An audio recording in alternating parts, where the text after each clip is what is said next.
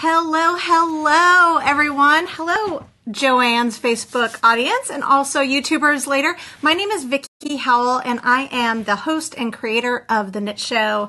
And I'm so thrilled to be back here with Joanne's. We have partnered to bring you a little yarn crafty love, which is kind of my favorite thing in the world to do. So I'm super happy to be here today because it is on for real now. It is officially time to winter craft.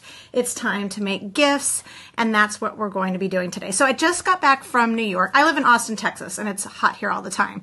But I just got back from New York, and I know Joanne is their headquarters is in Ohio, where it's legit cold, and that kind of, I don't know, it gets you in the yarny mood. So what we're going to be focused on today is that something that is definitely a trend. You can see them all over Pinterest. It's my take on the knitted headband.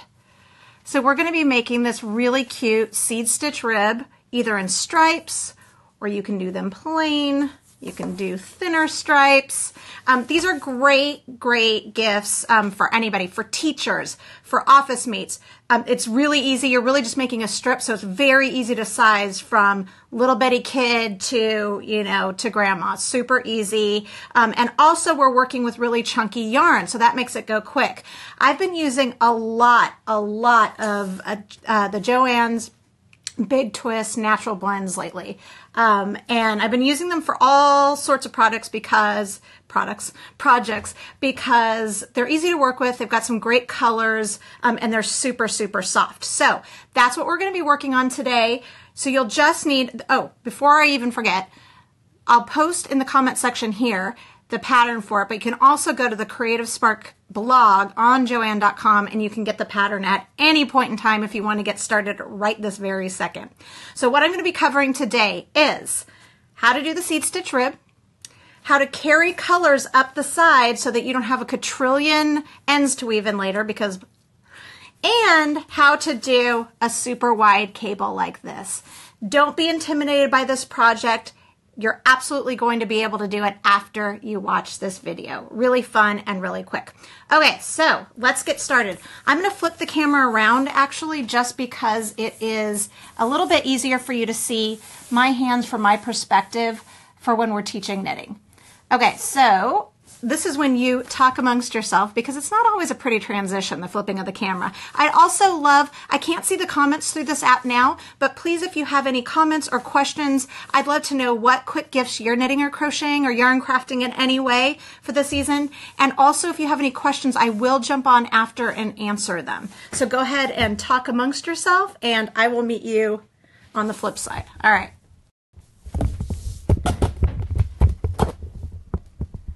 Alrighty, so the first thing that you want to do is get your yarn and your needles, and I'm using size 13 needles. You can check your gauge though in pattern stitch. That just means in the stitch pattern that is written in the directions. But honestly, the gauge doesn't matter so much here because if it's a little bit wider or narrower, it's not life or death, right? So just kind of do what you can do. I'm going to move my iPad out of the way. So the first thing that you need to do is grab your needles, and I'm just going to grab, let's see what color. I think the blue will be the easiest to see. You want to cast on 9 stitches. Now the cast on method does not at all matter, so do any form of cast on that you like. This just happens to be the way that I enjoy casting on. I call it the single tail cast on. You want to have a nice long tail.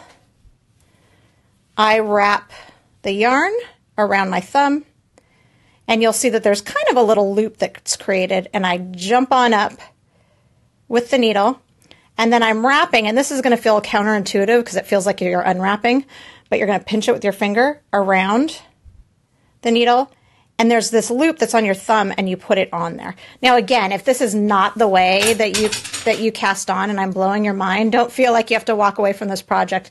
Just cast on any way that you want. And also on my personal YouTube channel, which is just, Vicki Howell, I actually have a tutorial for this if you do want to try it. Long tail cast on would work really well too.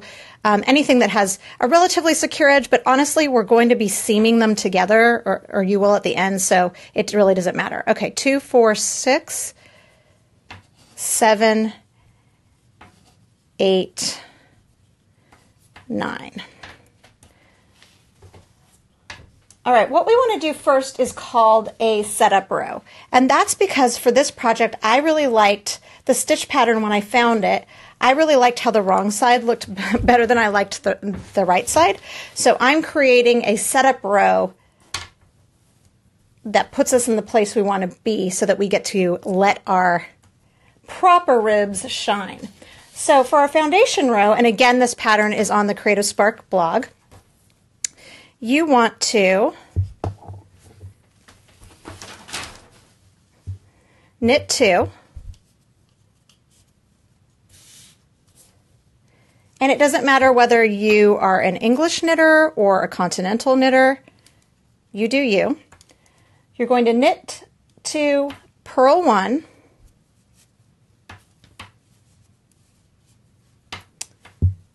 knit 3,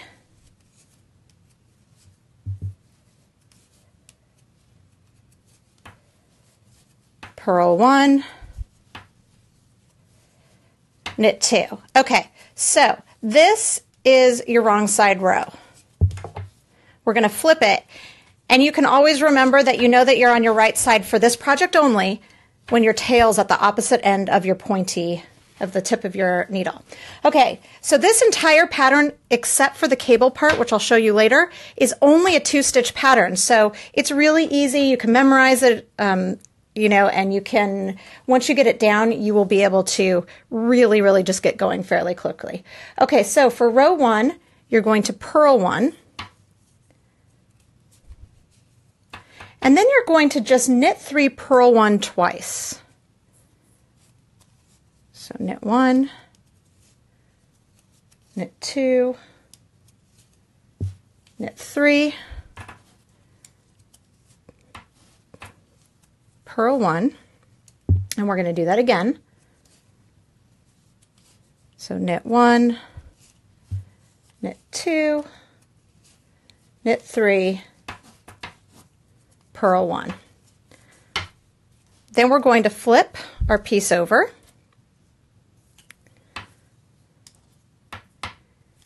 And we're going to work on our wrong side now. Now this wrong side row is going to look just like the foundation row. So you actually already know what you're doing. So you're ahead of the game. But I'm going to just show you one more time. We're going to knit 2,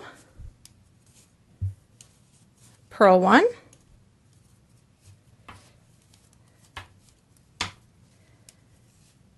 knit 3,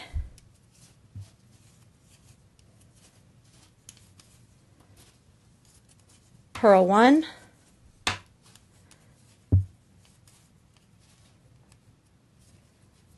knit 2.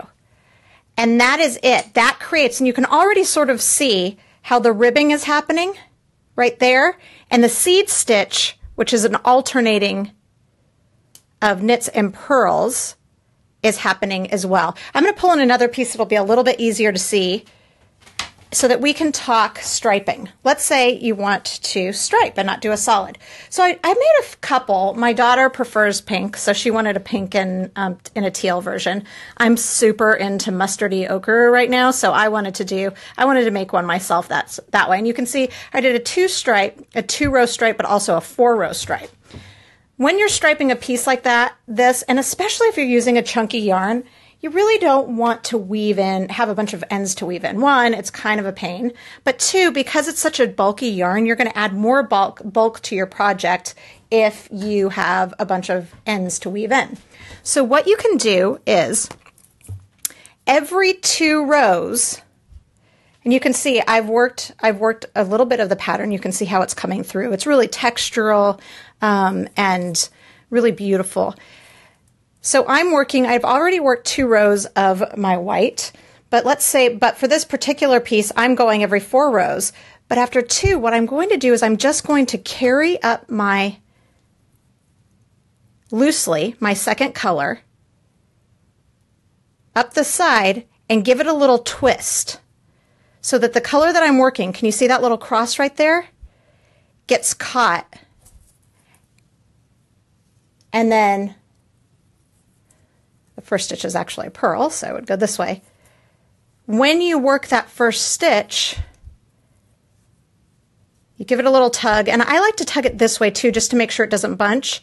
It carries it along the side, and you can see that it just goes really nicely along the side edge without it bunching, and then you won't have those ends to weave in. So you would just continue that, and every 2 rows on your right side, you're going to just give it a little twist and then continue to carry it on.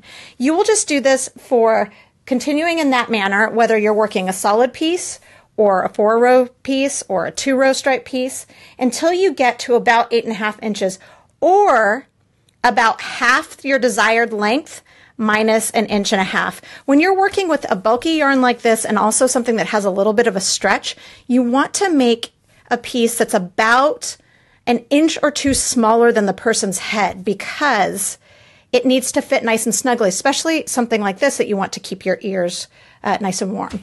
So you'll continue until you get it to the length that it calls for in the pattern, or the length that you desire. I also want to just point out, I'm working on circular needles just because I prefer it. We're still working flat. You can work in straights. I usually work, especially with heavy yarns, with circulars because I find that it's easier on my wrists, because all of the weight lands on the cords, which can sit on my lap instead of my wrists. But don't let that confuse you. It's still just flat knitting.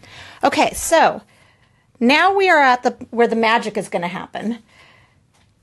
We are going to be working the cable.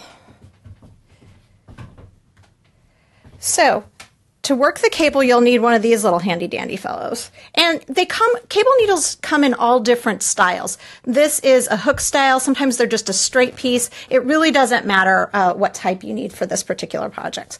So we have 9 stitches here. So this particular cable is not going to be an even cable. It's going to have 4 stitches and then 5 stitches divided.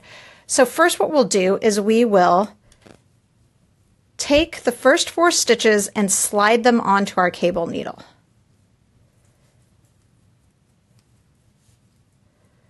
Two, 3, 4, and we're going to let them just fall forward and just kind of hang loosey-goosey. Then we'll pick up our yarn, and this is row 1 of stitch pattern. Now don't worry, I've written it out in the pattern for you so that you don't have to figure it out, but just so you know, we're staying in pattern stitch while making this cable. So you're going to just let that hang out, and then you're going to continue to work the rest of that row. Now you're going to pull this yarn back behind it, and it'll feel a little awkward at first, but don't feel like you're not doing the right thing. You're totally doing the right thing. Okay, so from here, what we would do is we would work the stitches as the pattern calls for.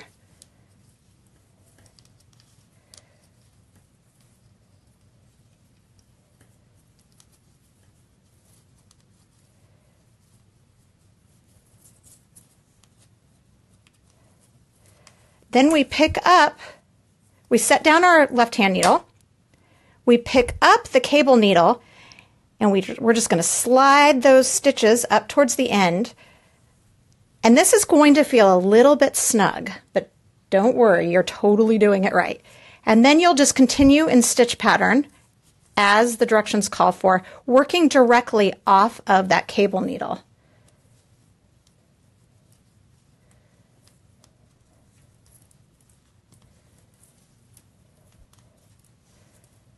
So you're really only working with 2 needles at a time, even though there's an extra needle. And that's all there is to it. You've made this little twist. Then you work back just as the pattern calls for. It's row 2. You're just going to flip it over. It'll look a little scrunchy, but you're still going to work the pattern exactly how it's called for with our row 2, which is knit 2, purl 1, knit 1, 2, 3, purl 1, knit 1, knit 2. And then from here, you can say bye-bye to your cable needle, and you'll just resume the exact same stitch pattern as you were working the entire time. Also, as just a side note, if you feel like you might get confused, obviously once you've done the cable, you're golden. But up until that point, which is your right side and your wrong side. If you didn't like the little tail tip that I gave you early, you can always get a really nice, you can use a safety pin or a removable stitch marker. They carry them at Joann's in the aisle with all the needles. And you can just put that on the front of your piece so that you know that you're always working on the front. Another tip for this piece is if you see the 2 knit stitch columns, you know you're on the right side because there's only one of them on the wrong side. And that's all there is to it. It's one strip, and then at the end you will take both ends and you will just seam it together in any way possible. It really doesn't matter what method you use because this will be at the base of your neck or back of the head. And that is really all there is to it. I'm going to do a little flip around again. Super easy, fun, cozy. I love that it looks kind of like turban-y too, like very like old Hollywood. I kind of dig it, and I kind of want to make them for everybody I know. So head over to Joann's, grab your supplies, make sure that you go to their blog as well and get the pattern. Again, it was the Big Twist Natural Blend.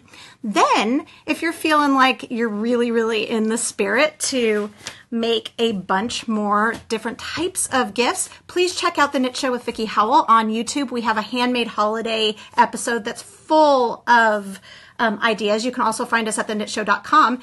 And for more ideas, it's 80 degrees here, so I'm just going to take off my cozy headband. If you want some more inspiration with this particular yarn, I'm actually going to be making an appearance on the Hallmark Channel, their Home and Family show on November 30th. I'm going to be showing how to make the cutest kitschy Santa wall hanging using this very same yarn that you can get at Joann's. So make sure to keep your eyes open for that and go and check out the Knit Show YouTube channel for other videos that I've done with Joann as well. Thank you so much for yarn crafting. Thank you so much for sharing this video. I'd really appreciate it if you know any knitters at all, if you would share it.